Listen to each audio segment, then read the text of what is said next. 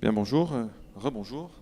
Bienvenue à cette deuxième session orale libre que j'ai le plaisir de co-modérer avec le Dr Pascal Bémer. Nous avons 3 communications. On va commencer par le Dr Pham qui va nous présenter coût des antibiothérapies hors AMM dans les infections articulaires, étude prospective observationnelle sur 6 ans dans un CRIWAC. Donc c'est la deuxième présentation. Je dis ça pour la régie. Dr Pham est en postdoc actuellement dans notre service au CRIWAC Lyon. Et Tan, on te laisse la parole. Merci Tristan de l'opportunité de présenter cette étude à laquelle j'ai donc pu participer. Donc comme vous le savez, la prévalence des bactéries multirésistantes est en augmentation dans le monde, notamment dans les IOA, avec par conséquent une utilisation des antibiotiques hors AMM ou off-label, comme on dit, qui sont des traitements le plus souvent onéreux. Donc le but de l'étude était d'estimer les coûts liés à cette utilisation de ces molécules onéreuses pour les patients pris en charge pour une IOA dans un CRIWAC, notamment à Lyon. Donc nous avons mené une étude prospective monocentrique de cohorte de 6 ans, du 1er janvier 2014 au 31 décembre 2019, où tout patient traité pour une IOA au CRIWAC était inclus et dont l'utilisation d'une molécule onéreuse était validée en RCP. Donc vous avez la liste ici sur laquelle je ne vais pas m'étendre par manque de temps. Durant ces 6 ans, 3219 patients ont donc été traités dans notre CRIWAC. Et sur les 3219, plus de 50% des patients ont reçu en tout cas une molécule onéreuse. On voit ici sur les 6 ans qu'il y a une augmentation du nombre de patients, mais également de la proportion du nombre de patients qui sont traités par une molécule onéreuse. Et quand on regarde les coûts globaux, ils sont par contre restés stables sur les 6 ans de l'étude. C'est la courbe grise que vous voyez sur le tableau en haut à droite, sur le graphique en haut à droite. Malgré l'augmentation du nombre de patients qui ont été traités, vous voyez en bleu et la proportion en rouge, en orange, ce que je vous ai expliqué juste à l'instant, mais également du nombre de jours de traitement par molécule onéreuse, c'est les charts bleus en bas. Qui est probablement, donc on a pu stabiliser les coûts probablement aussi par la diminution de la durée moyenne d'administration de ces molécules onéreuses, mais pas que. En effet, quand on regarde les traitements, la daptomycine était la molécule onéreuse la plus utilisée, la plus prescrite, suivie de l'ertapenem et du linezolide, la daptomycine en bleu foncé, le linezolide en bleu clair. Et ce qu'on voit en fait, c'est qu'au niveau des coûts, la daptomycine a représenté plus de 60% des coûts totaux, mais elle diminue depuis 2016, comme vous pouvez le voir, alors qu'il y a une augmentation de son utilisation. Et pareil pour le linezolide en bleu clair, où on voit qu'il y a pratiquement plus de courbes du linezolide, avec une diminution de plus de 10 fois en fait, les coûts liés à ce traitement. Par contre, le tédizolide, qui ne représentait que 14% des molécules onéreuses en 2019, représente 36% des coûts liés aux molécules onéreuses. Pourquoi ? Parce qu'en fait, donc en vert, les génériques, la daptomycine ainsi que le linezolide a eu une chute drastique des prix par jour de traitement de 140 à 55 et de 122 à 5 euros par jour de traitement pour le linezolide, alors que le tédizolide, étant donné qu'il y a eu une mise sur le marché plus tardive, est resté toujours très cher. Donc en conclusion, les coûts liés à l'utilisation des molécules onéreuses au CRIWAC de Lyon sont restés élevés, à plus d'1 million d'euros par an. En extrapolant, cela équivaudrait à 10 millions d'euros pour la France. Bien sûr, c'est une extrapolation un peu simple et qui dépend des pratiques de chaque centre. Malgré l'augmentation des patients traités au CRIWAC et de la proportion de ces patients nécessitant des molécules onéreuses avec l'augmentation des bactéries multirésistantes, les coûts sont restés stables grâce notamment au générique de la daptomycine et du linezolide. Et avec l'augmentation de ces IOA à pathogènes multirésistants, il est vraiment nécessaire actuellement de développer des génériques à bas coût pour limiter les coûts liés au traitement des IOA. Je remercie le professeur Ferry de Lyon de son accueil, et puis le professeur Kaiser des HUG et du Lyon BGI Study Group. Et puis merci pour votre attention.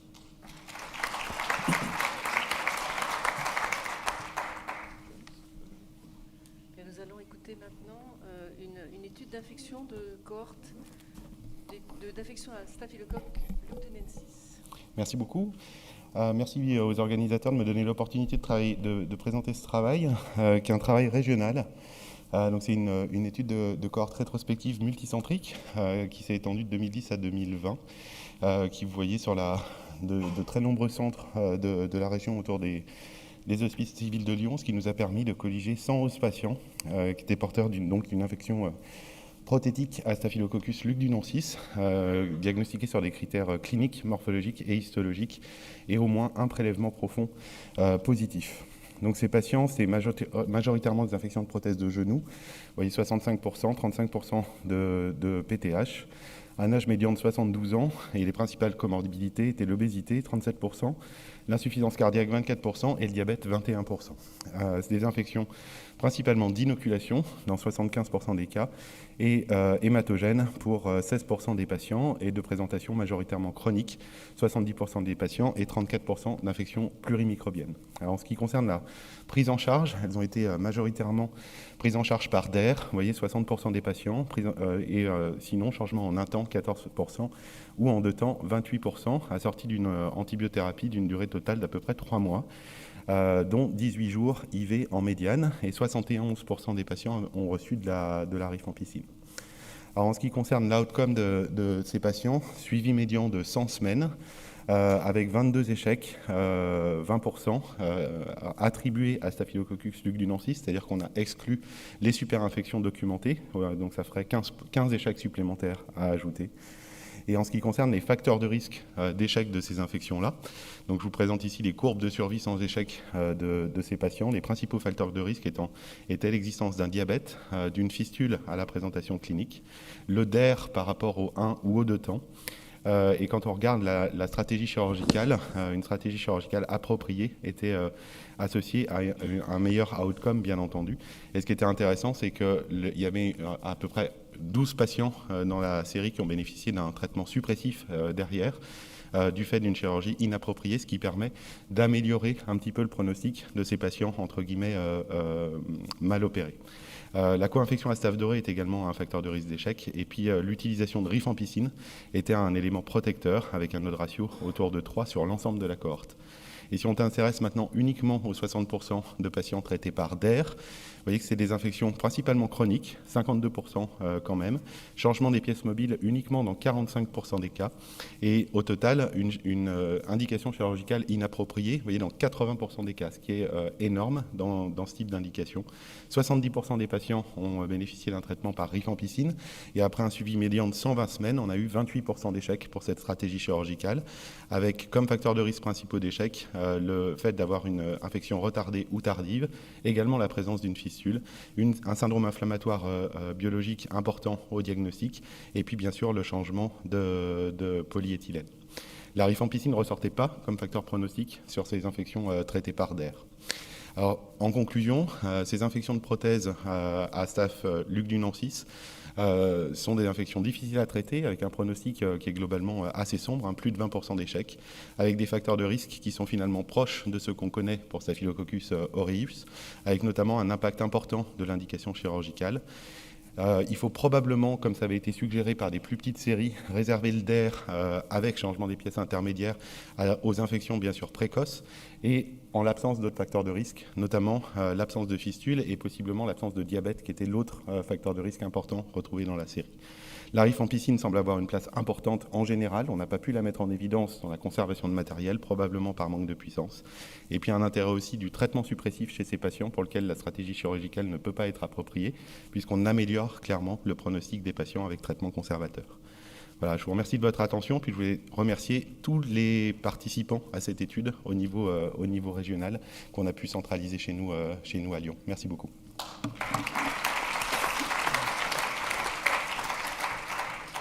Merci Florent. On va passer à la troisième communication de cette série avec Lucie Louboutin du CRIOAC Lyon, qui va nous parler des infections précoces inférieures à 6 mois dans les suites de la prise en charge de 268 fractures ouvertes des membres inférieurs, et ensuite il y aura une discussion commune. Bonjour à tous. Donc effectivement, je vais vous présenter la série des infections précoces dans les suites des fractures ouvertes sur la série de notre centre. Les fractures ouvertes, elles ont un enjeu fonctionnel majeur du fait de l'effraction cutanée et de la contamination qui est quasi permanente, avec un risque infectieux secondaire qui peut aller jusqu'à 30% en fonction des séries. L'antibioprophylaxie en France, elle est réalisée par de l'amoxicilline et de l'acide clavulanique Mais dans d'autres pays, c'est des bêta-lactamines qui peuvent être associées à la gentamicine, en particulier dans les fractures ouvertes de type Gustilo 3. Donc le but, c'était d'écrire le management des fractures ouvertes et d'étudier les différents facteurs de risque de survenue de sepsis post-fracture. Donc l'étude était rétrospective entre 2012 et 2019 dans le centre d'urgence du CRIOAC de Lyon pour toute fracture ouverte du membre inférieur, donc avec une effraction cutanée en regard du foyer qui était classifiée selon la classification de Gustilo-Anderson. L'infection précoce, elle a été définie comme une infection survenant dans les 6 premiers mois. Et l'échec de la prise en charge du sepsis, c'était la nécessité d'une chirurgie itérative ou de la survenue d'une pseudarthrose à 6 mois. Donc on a analysé 268 fractures du membre inférieur, à grande majorité des fractures des 2 os de la jambe. C'était la plupart du temps, pour 57% des cas, des traumatismes à très haute énergie. Et presque 3/4 des fractures étaient des fractures de type Gustilo 2 et Gustilo 3. La population, c'était une population surtout masculine, avec un âge médian de 41 ans. Et ils n'avaient pas trop de comorbidité, si ce n'est une intoxication alcoolique pour presque 1/4 des patients et tabagique pour presque la moitié. On a récolté 37 infections post-fracture, soit un taux de sepsis de presque 14%. Avec différents facteurs de risque retrouvés en analyse univariée, mais en multivariée ne ressortait que l'intoxication tabagique avec un facteur de risque qui multipliait par 5 le risque de sepsis et l'ouverture cutanée Gustilo 3 qui multipliait le risque par 12. La microbiologie, c'était des infections souvent polymicrobiennes pour 19 sur 33, avec une prédominance de Staphylococcus aureus, d'entérobactéries et de Pio. L'antibioprophylaxie, du coup, elle était appropriée dans 65,7% des cas. Et la prise en charge chirurgicale du sepsis secondaire, quand il y avait du matériel, pour la moitié, ça a été seulement un lavage et l'autre moitié, une ablation du matériel, voire un changement. Pour ce qui est de cette prise en charge, plus de la moitié sont restés en échec et donc ont nécessité une chirurgie itérative où on présentait une pseudarthrose septique, avec comme seul facteur de risque d'échec retrouvé le fait qu'il y ait qu'une DER. Les résultats fonctionnels au dernier recul retrouvaient 90% de consolidation, mais 40% des patients présentaient encore des douleurs. Et on n'a retrouvé que 5% d'amputation, ce qui est assez en rapport avec le reste des séries. Donc en conclusion, on n'a pas retrouvé d'autres facteurs de risque que ceux déjà bien connus, qui sont le tabac et l'ouverture cutanée Gustilo 3.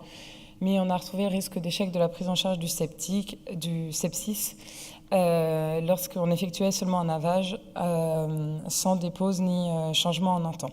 On n'a pas retrouvé d'impact de la couverture initiale par VAC ou lambeau lors de la prise en charge initiale, sans doute par un manque de puissance.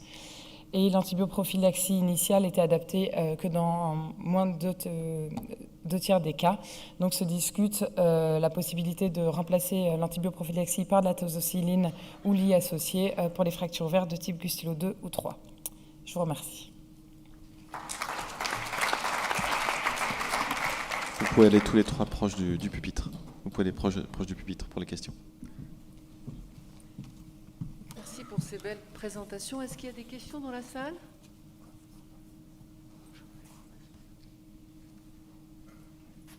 Oui. Allô, oui, je suis ancien anesthésiste, donc d'après ce que j'ai compris, on n'a plus besoin de les opérer dans les moins de 6 heures. C'est-à-dire que la nuit, on peut dormir maintenant. Non mais c'est une question qui mérite... il faut aller jusqu'au bout des conclusions de l'étude. Effectivement, c'est pas ressorti dans l'analyse multivariée, mais on l'avait dans l'univarié et on pense que c'est par manque de puissance. Parce que sur l'univarié, on a quand même un risque augmenté de près de 2 fois par chaque heure perdue entre le délai de la fracture et la prise en charge. Très bonne réponse à cette question provocatrice. Oui, juste une question. Vous suggérez d'utiliser la tazocilline en antibioprophylaxie au prétexte que l'augmentin ne couvre pas le spectre des germes isolés, mais vous ne retrouvez pas l'antibioprophylaxie adaptée ou inadaptée comme facteur indépendant. Donc je ne sais pas si vous avez un commentaire là-dessus. De risque de survenue de l'infection ultérieure. C'est, à moins que j'ai mal compris, l'antibioprophylaxie, c'est sur la fracture ouverte elle-même ou c'est au moment de la reprise ? Non, c'était l'antibiothérapie probabiliste qui n'était pas un facteur de risque de survenue de sepsis. D'accord, mais je n'ai pas compris pourquoi il y avait une suggestion sur la tazocilline, alors même qu'on retrouve comme antibioprophylaxie, s'il n'y a pas de lien entre antibioprophylaxie et échec et l'échec. Dans le micro, s'il te plaît. Florent, dans le micro. Pardon. Il n'y avait pas de lien entre l'antibiothérapie probabiliste pour les patients septiques dans l'échec de prise en charge du sepsis. Par contre, l'antibioprophylaxie intervient pas dans l'échec de la prise en charge du sepsis, mais ça, c'est attendu. Et par contre, on l'a retrouvé. Tous les patients avaient la même antibioprophylaxie par augmentin, ce qui est recommandé. Et du coup, on ne l'a pas analysé comme facteur de risque de survenue d'un sepsis, puisqu'ils l'avaient tous.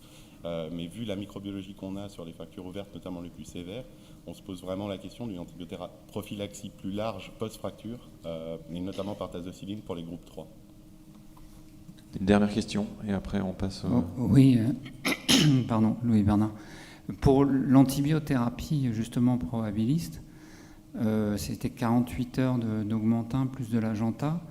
Est-ce que vous êtes sûr que l'antibiothérapie n'a pas été poursuivie plus longtemps? Parce que on avait fait une étude rétrospective justement sur ces fractures ouvertes. En général, on prolonge un peu, et notamment les chirurgiens ont tendance à prolonger. Alors effectivement, les durées d'antibiothérapie, vu que la série elle est de 2012 à 2019, effectivement les premiers patients de 2012 à 2015, c'était encore l'époque où les patients ils avaient de l'augmentin pendant 10-15 jours post-fracture, mais sur la fin de série, ils avaient uniquement 48 heures, comme recommandé maintenant. Et juste un commentaire par rapport à l'antibiothérapie probabiliste. Il a été démontré sur des séries assez larges que de faire des prélèvements à J0 ou à J1 ne servait à rien, on n'avait pas la même écologie par rapport à la suite. Donc élargir le spectre, je trouve que c'est compliqué, quoi. C'est juste parce qu'après on retrouve des bactéries qui ne sont pas couvertes par l'antibiothérapie probabiliste. Donc c'est vrai que c'était ça la discussion, mais effectivement. Ok, très bien, on vous remercie. On va demander aux 3 autres orateurs de venir sur scène, s'il vous plaît.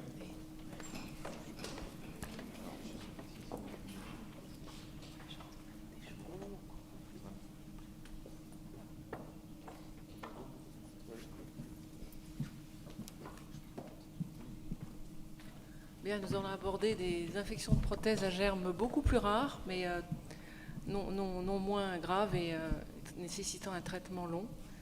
Donc nous avons trois interventions, une sur des infections à candida et 2 sur des infections à mycobactéries non tuberculeuses. Vous avez la parole. Bonjour. Alors bonjour, je vais vous présenter du coup cette étude qui s'intéressait aux infections ostéo-articulaires à candida sur prothèse, et c'est une série de seulement 18 cas qui a été recueillie de façon rétrospective sur 5 ans au centre au CRIOA du CHU Ambroise Paré à Paris. Donc le patient type, c'est quelqu'un de 71 ans, un sexe ratio de 1 et qui comporte de nombreuses comorbidités. Donc on les retrouvait dans 61% des cas, avec notamment du diabète ou de l'hypertension artérielle. On avait aussi un risque d'infection à candida qui était accru dans 89% des cas, notamment avec des reprises de prothèses qui étaient récentes ou une antibiothérapie prolongée dans les 3 mois précédant l'infection. Au niveau de l'infection, on avait autant de prothèses de genoux que de prothèses de hanches, et elles étaient qualifiées de chroniques dans 61% des cas et dans seulement 28% des cas d'aigus. Les manifestations cliniques qui motivaient une reprise chirurgicale ou médicale étaient plutôt des signes locaux, avec des fistules, une douleur ou une désunion de la cicatrice, et on avait aussi 10% de luxation récidivante. En termes de candida, on a un peu retrouvé ce qu'il y avait dans la littérature, donc principalement du candida albicans dans 47% des cas, et en deuxième cas, on avait le compapsilosis qui est composé d'ortho, méta et parapsilosis, et un troisième qui était le candida glabrata. Au niveau des co-infections bactériennes, on en a retrouvé dans 61% des cas, avec là majoritairement du cocciat positif, type staph ou entérocoque, et des bacilles négatifs, type entérobactéries. Au niveau du geste chirurgical, ce qui a été fait le plus dans nos centres, c'est des changements de prothèses en un temps, et on avait seulement dans 28% des cas des lavages articulaires. Au niveau du traitement, on avait simplement des monothérapies, avec soit du fluconazole dans 72% des cas, soit de la caspofongine dans 22% des cas, et ce pour une durée entre 3 et 6 mois. Au niveau de l'évolution, on avait là aussi quelque chose d'assez comparable au niveau de la littérature. Avec 26% de perdu de vue, on avait quand même une majorité d'évolution défavorable avec 43% et seulement 31% d'évolution favorable. Merci de votre attention.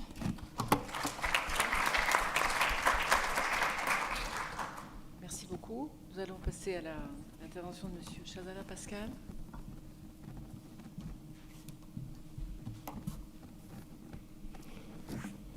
Bonjour, Pascal Chazrin, rhumatologue, Croix-Saint-Simon. Donc, je vais vous parler d'une étude rétrospective sur 28 patients atteints d'une sténosynovite ou d'une arthrite à mycobactéries atypiques, patients ayant été revus entre 1997 et 2020. Le but de cette étude rétrospective était d'en étudier les caractéristiques épidémiologiques, cliniques, microbiologiques, thérapeutiques et pronostiques. L'infection étant définie par un signe clinique et une culture positive à mycobactéries atypiques. Il s'agissait d'hommes de façon discrètement prédominante, d'âge moyen de 61 ans, avec un antécédent de traumatisme local et une brèche cutanée dans un contexte particulier de contamination dans la grande majorité des cas. Ça prédominait bien sûr aux extrémités, notamment aux membres supérieurs.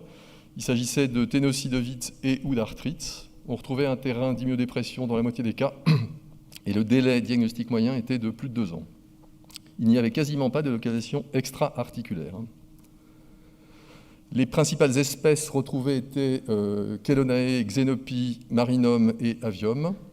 Le traitement était médico-chirurgical dans quasiment tous les cas, avec une antibiothérapie prolongée avec une moyenne de plus d'1 an. Les rechutes étaient non exceptionnelles, étant définies par la réapparition de la symptomatologie sur la même articulation avec le même germe, malgré un traitement maintenu dans de bonnes conditions pendant au moins 1 an.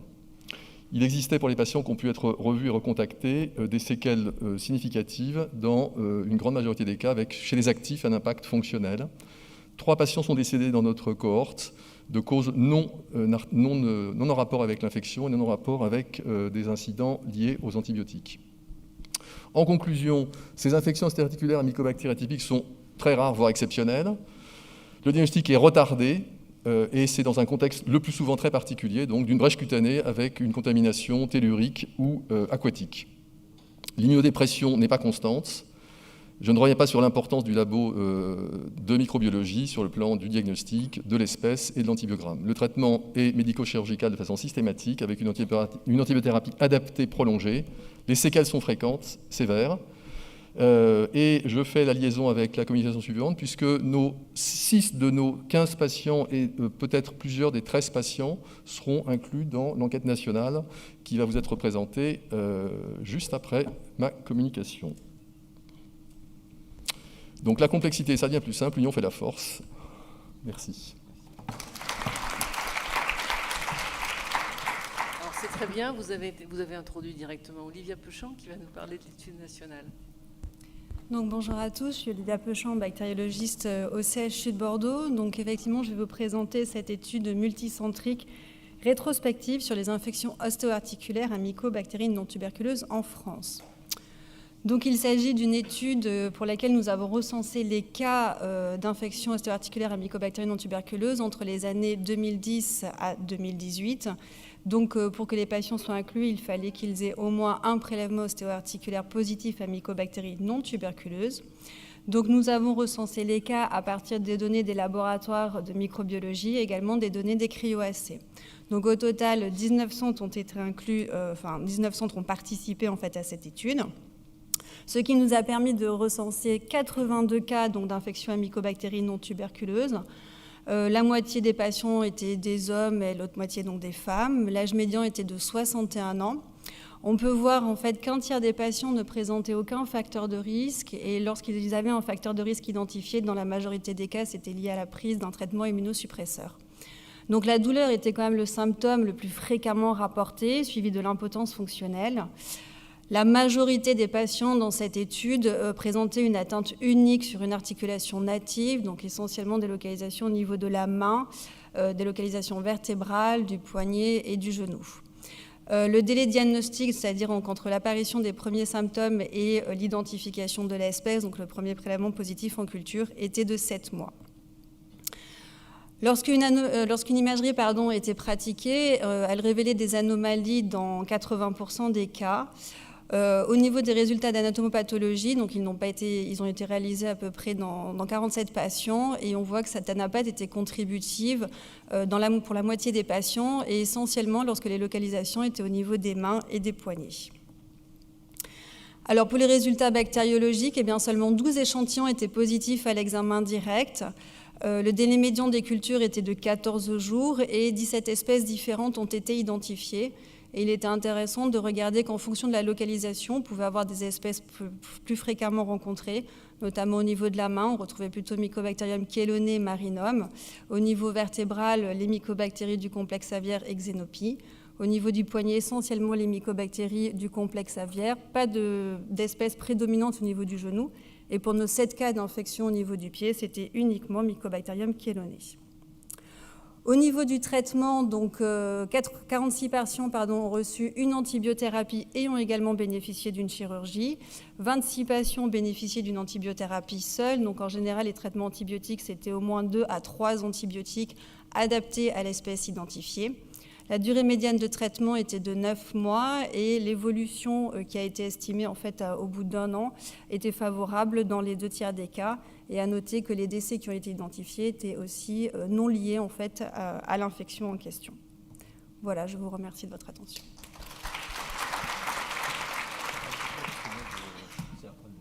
Merci beaucoup. Est-ce qu'il y a des questions dans la salle ? Oui, il y a déjà des questions. Alors déjà, juste 3 minutes, c'est court, mais c'est déjà beaucoup plus long qu'un poster qui n'est pas vu.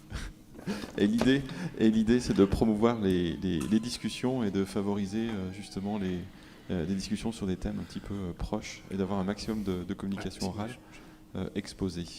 Des premières questions ? Moi, j'avais une première question tout de suite. Je voulais savoir, il y avait une différence d'évolution sur les patients entre ceux qui ont une chirurgie ou pas de chirurgie pour la dernière présentation ? C'est difficile à analyser parce qu'on n'a pas forcément l'évolution pour tous les patients. Donc, on a l'évolution que pour la moitié des patients, donc ce n'est pas facile à analyser. Ok. Autre question ? Oui, j'ai une question. On a eu une discussion hier concernant le travail que peut faire le conseil scientifique sur demande quand il y a un projet comme ça. Donc, est-ce que tu peux donner le nombre de patients qui a été identifié au travers des réseaux CRIOAC et quel est le nombre de patients que tu as rattrapés, on va dire, au travers des réseaux des laboratoires de microbio ? Alors, avec les réseaux, avec le CRIOAC, on a effectivement récupéré des patients, notamment ceux de Lyon. Donc, ça, c'était une bonne nouvelle. Ensuite, on a souvent en fait des concordances entre les CRIOAC et les données du laboratoire des mycobactéries. Mais en général, on avait quand même plus de données au niveau du laboratoire des mycobactéries, probablement aussi liées au fait que peut-être dans les CRIOAC, si les patients n'étaient pas présentés en RCP, du coup, la fiche n'était peut-être pas faite. Après, on a eu un centre dans les cryo-AC pour lesquels les infections n'étaient pas liées à des mycobactéries. Et après, il y a également en fait un aspect réglementaire pour certains cryo-AC qui n'ont pas été sollicités pour cette étude, car pour pouvoir utiliser ces données et les publier, il nous faut en fait des accords de la CNIL, il nous faut l'accord de la CNIL pour pouvoir valoriser ces données et utiliser ces données. Et donc, il faut que l'on passe en fait par un ICRF pour pouvoir rentrer ces données. Et donc, il faut que le laboratoire en question ait signé une convention avec le gestionnaire de l'ICRF. Donc, si le laboratoire n'a pas signé cette convention, on ne peut pas utiliser ces données. Donc, on ne va pas faire du travail pour rien, en fait, à certains centres. Et vous nous confirmez que le travail qui a été fait par le comité scientifique des CRIOAC, notamment l'extraction des données et puis la sollicitation de tous les centres, a été bénéfique ? Ah oui, oui, tout à fait. Oui. Bon, Du coup, c'est la première fois qu'on a un retour d'un projet comme ça, donc on est très, très heureux de voir ça. Ouais. Ok, parfait. Il y a une petite question dans le chat. Concernant les traitements à des infections articulaires à Candida, quelle était la dose de Fluco et la durée ?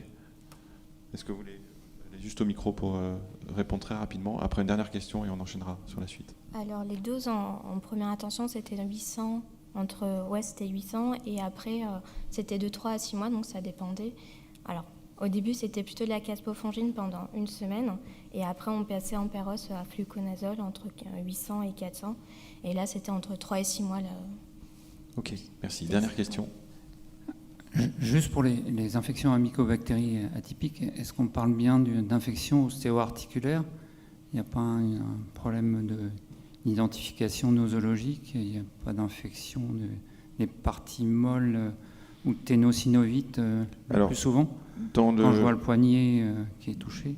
Dans la série de M. Chazerin, c'est intra-articulaire et périarticulaire, donc il y a les ténosynovites. Arthrite et ténosynovite, ouais. Donc il y a arthrite et ténosynovite, ce qui complète aussi la présentation d'après, où c'était uniquement sur les infections articulaires, a priori. D'accord, est-ce qu'il n'y a pas un biais en sachant que ces patients-là sont vus pas forcément dans les centres de référence et pas mal en rhumatologie et aussi en infectiologie, avec un traitement non chirurgical des ténosynovites, ce qui est assez fréquent. Oui, nous, les 28 cas qui ont été repris, c'est 15 de la Croix-Saint-Simon et puis 13 de Cochin plus d'autres structures. La Croix-Saint-Simon, c'est le cryo-A, donc c'est des patients qui sont rentrés par le biais d'une infection ostéo-articulaire, opérés ou pas a priori.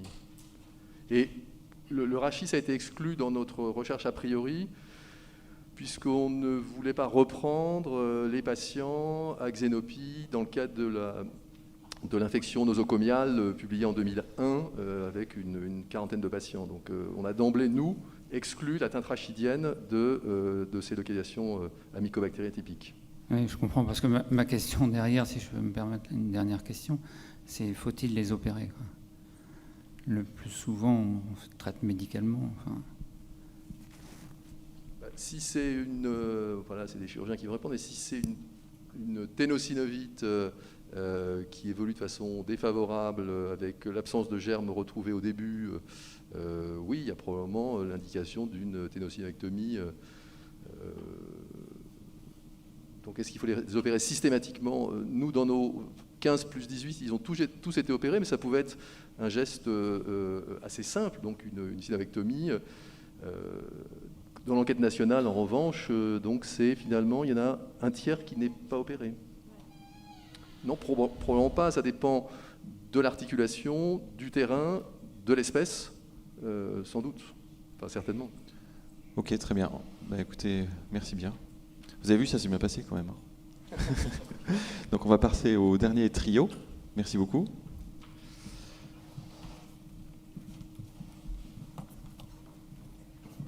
Ouais. Donc Pascal Bémer, Grégoire Sartiel et Éric Senneville.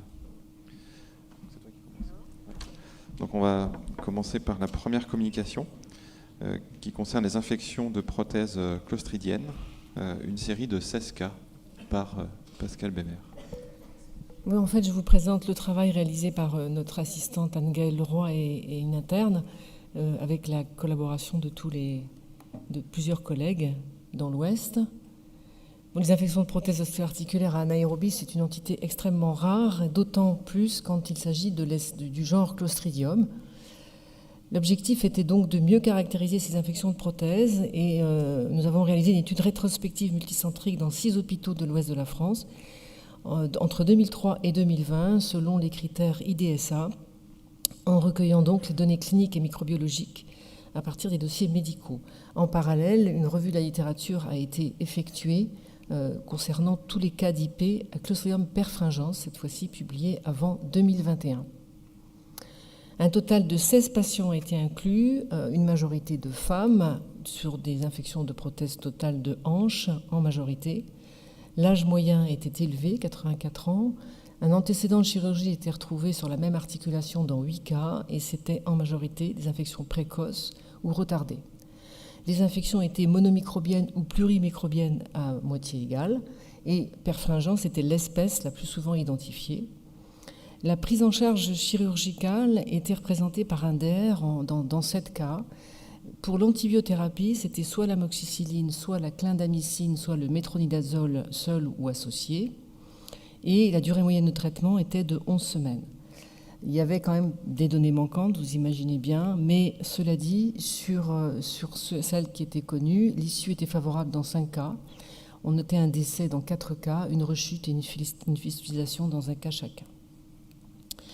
C'est quand même la plus grande série d'IP à Clostridium retrouvée dans la littérature et on a mis en évidence certaines spécificités qu'on avait déjà retrouvées, un âge avancé, des infections précoces ou retardées. Clostridium perfringens est l'espèce la plus souvent impliquée. Il y a un mauvais pronostic dans 54% des cas, une hétérogénéité des prises en charge. Cela étant, lorsqu'il est réalisé, le DER associé à un traitement antibiotique de 12 semaines a permis une issue favorable dans 80% des cas, ce qui n'est pas négligeable. Bien entendu, il y a des limites, un nombre de patients, la conception est rétrospective et descriptive. Il faudrait encourager d'autres études prospectives.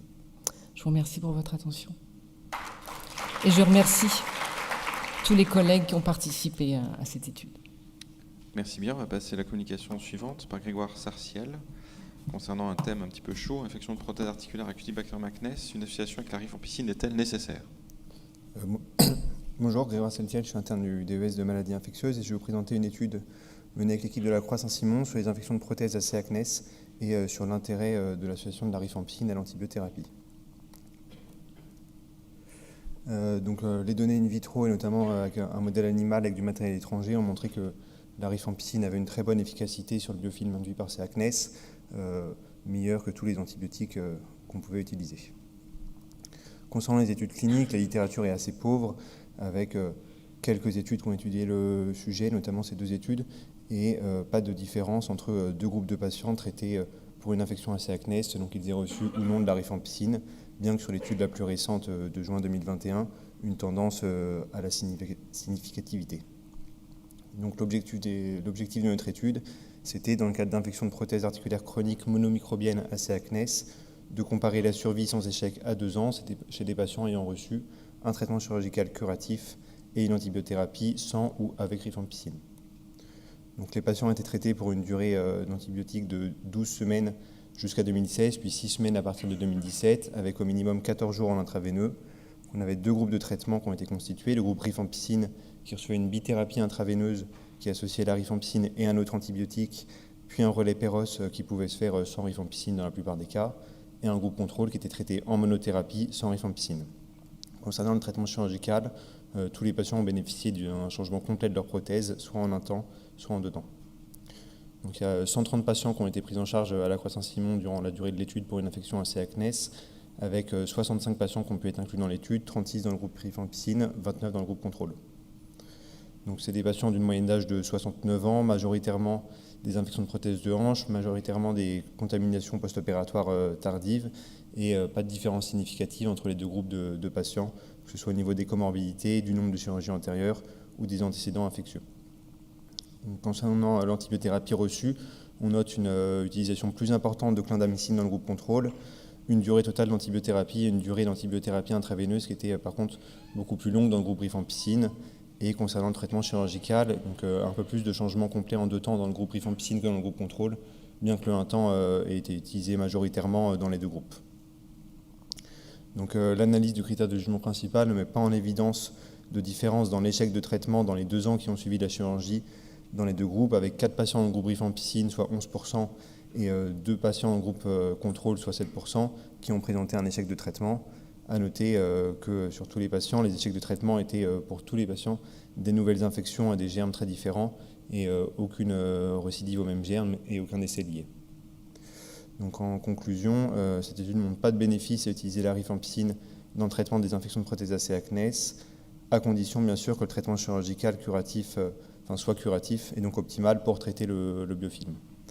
Bien sûr, tout ça demande d'être confirmé par une étude randomisée qui permettrait de répondre de façon plus précise à cette question, mais également déterminer quelle est la monothérapie optimale pour traiter ces infections. Merci de votre attention.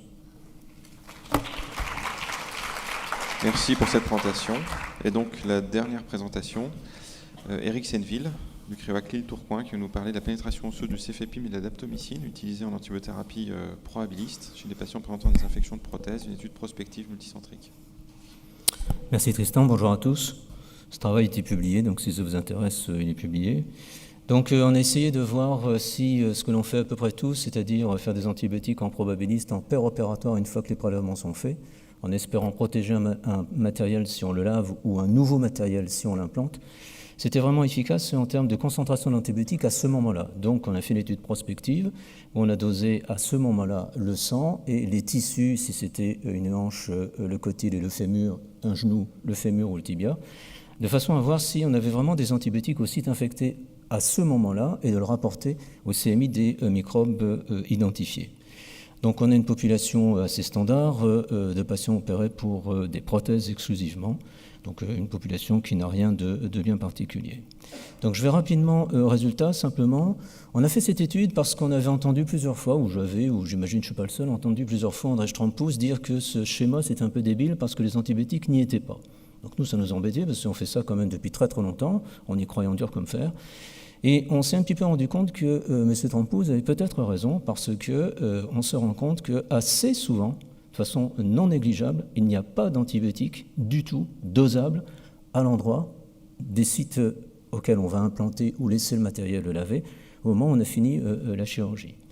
Donc il y a des petites différences assez importantes entre le cefepime et la daptomycine, alors que quand on regarde le schéma, il y a plus de temps pour la daptomycine pour y aller, parce qu'on sait que ça ne se fait pas de façon automatique, que les concentrations sont plus élevées quand on regarde les concentrations sériques de la dapto par rapport au cefepime, qui est moins favorable sur ce plan-là. Donc on pense qu'il y a une affaire de cinétique et de temps nécessaire entre l'équilibre du secteur sanguin et le secteur tissulaire dont il faut tenir compte. Et donc la conclusion de notre travail, c'est de dire que probablement faire cette antibiothérapie probabiliste en paire opératoire, une fois que les prélèvements sont faits, en disant je ne vais pas négativer les prélèvements, d'abord c'est contrebattu, c'est battu en brèche par les données sur l'antibioprophylaxie qui montrent qu'une dose ne négative pas les prélèvements, et donc on pense que cette antibiothérapie probabiliste, au lieu de la faire en paire, il faudrait la faire en pré, comme une antibioprophylaxie. Donc on va commencer une étude randomisée, on va le faire en pré et en paire, avec une molécule unique, et on verra bien s'il y a des différences significatives. Voilà, je vous remercie.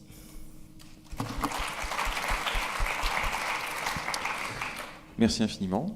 Alors, est-ce qu'il y a des questions dans la salle? Je crois qu'il y a une question dans le chat sur les infections à Clostridium. Donc déjà, bravo d'avoir fait ça au cryogo. On pourrait se poser la question aussi d'une extraction nationale pour avoir un complément sur tout ça.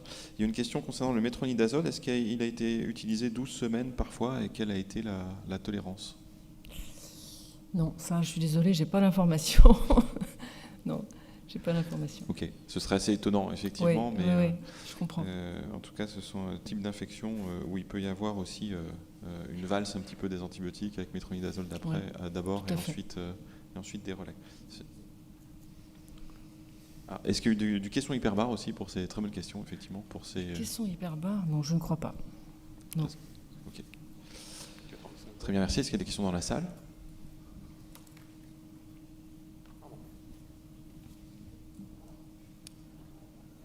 Oui, par rapport à la dernière présentation, l'administration de Clinda en paire opératoire, c'était quelle posologie et pendant combien de temps?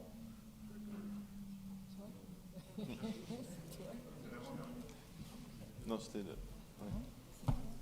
de quel antibiotique? C'était la clindamycine, je crois. Ah non, c'est pas moi. Daptomycine, autant pour moi. Donc c'est quoi? Dapto, c'était... Dapto. Alors la Dapto, c'était 10 mg, 10-12 mg kg. Et pendant combien de temps? C'est une dose, une antibioprophylaxie, parce que dans le service, on fait depuis très très longtemps la détection du gène MEC. Donc si elle est positive, on continue la Dapto, si elle est négative, on arrête la Dapto. Parce qu'on n'aime pas trop cet antibiotique à cause du risque de sélection, et d'ailleurs on ne l'utilise plus maintenant, on fait du ceftobiprole, enfin peu importe. Donc en règle générale, 80% des cas, on fait une seule dose parce que le gène MEC est négatif. Très bien.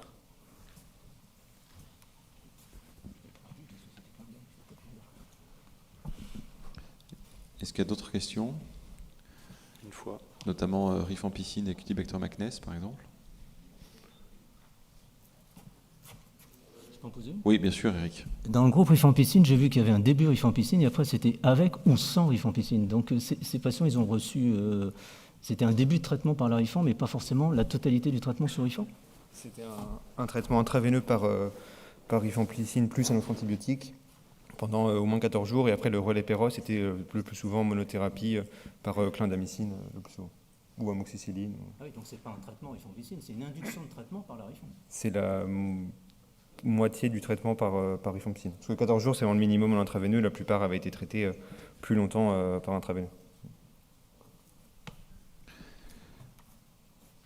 Une dernière question.